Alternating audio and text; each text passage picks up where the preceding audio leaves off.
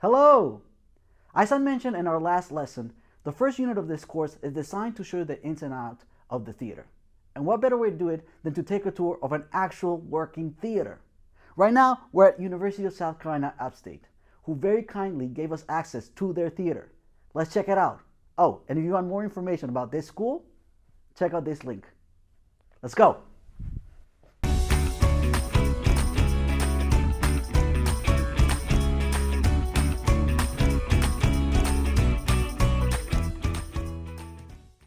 During the first section of this tour, we will teach you some stage directions that you will need to know in case you ever find yourself standing on a stage like this.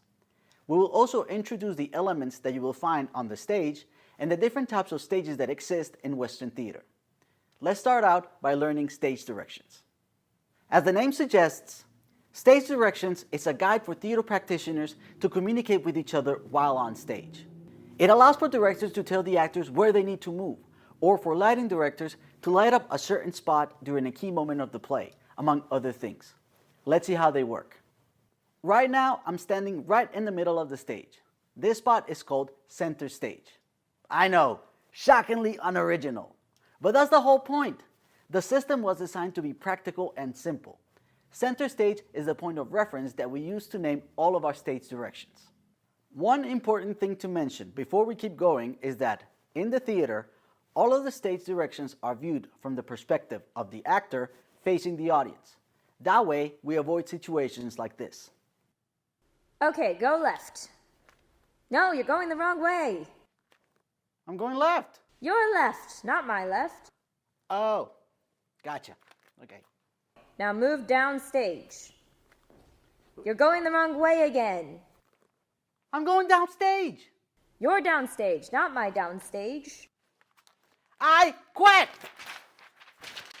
Now that we cleared that up, stage directions are pretty straightforward. We have your basic ones. Center stage, your point of reference.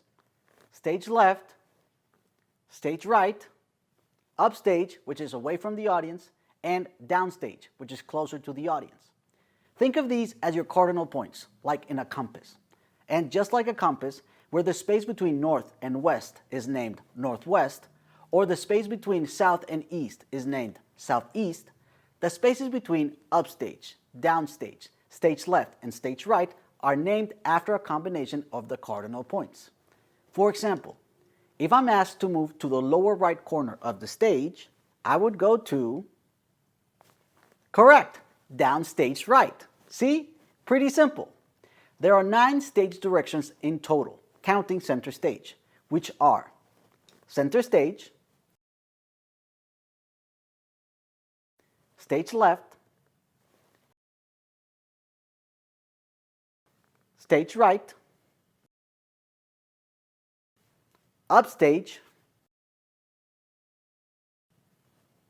downstage, upstage right, upstage left, downstage right, and downstage left. If you're more of a visual learner like myself and like graphs, here's the full graphic where you can see where all of the 9 points are located on the stage. By knowing these directions, if you ever find yourself performing in a show or doing an important presentation in a big theater like this one, you'll make the director and lighting crew's life a lot easier. They'll love you for it. Now that you know how stage directions work, let's introduce some of the elements that you will find on stage. If you look towards stage left and stage right, you will see the wings. The wings are the space where actors wait for their entrances to a scene or perform quick changes in between scenes. And see how each wing has 3 or 4 curtains next to each other? Those are called legs. They help hide actors and any oncoming set pieces from the audience. Now, for the final element here on stage, I have a surprise for you. Wait for it. Ta-da! Nothing screams theater like a grand drape. Although it's not as used as much anymore, Traditionally, the grand drape officially marks the beginning, intermission, and ending in a theater show. That's where the term curtains up originated from.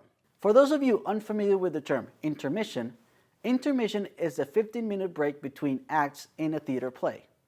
Some plays can last quite a while, so in between acts, the audience gets a 15-minute break to stretch their legs, go to the bathroom, or go enjoy a beverage in the lobby.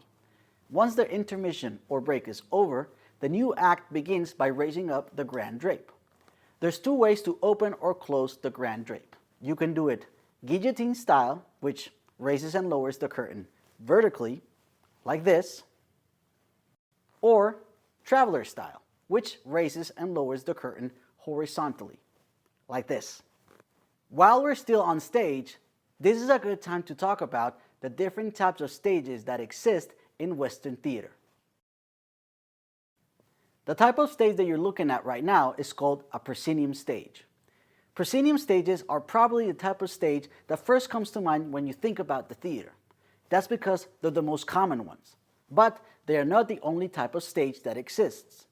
The proscenium stage is easily identifiable because it looks like a huge picture frame for all of the action happening on stage. Another very popular type of stage, and perhaps the oldest one that we have in Western theater, is the amphitheater. Amphitheaters date all the way back to ancient Greece, and they're known for having two unique characteristics. On one hand, the stage is located on the bottom of a hill, and audience members are placed in a semicircle around the stage, with tiered seating rising from the bottom towards the top of the hill. This makes the acoustics in an amphitheater sound absolutely remarkable. The second characteristic that makes an amphitheater so unique is that it's an outdoor performance space. This means that audiences not only get to experience a play with lights and sound, they also experience it in a natural outdoor environment. The next type of stage that we have is the thrust stage. While in proscenium, the audience is located in front of the stage, in thrust, the audience is located on three sides of the stage. And there's an extension that literally thrusts out into the audience, hence the name.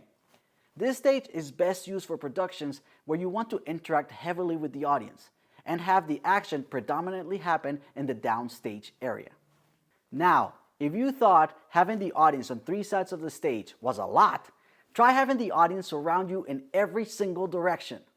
Yes, people, the third type of stage that we have is called the arena theater, also referred to as theater in the round.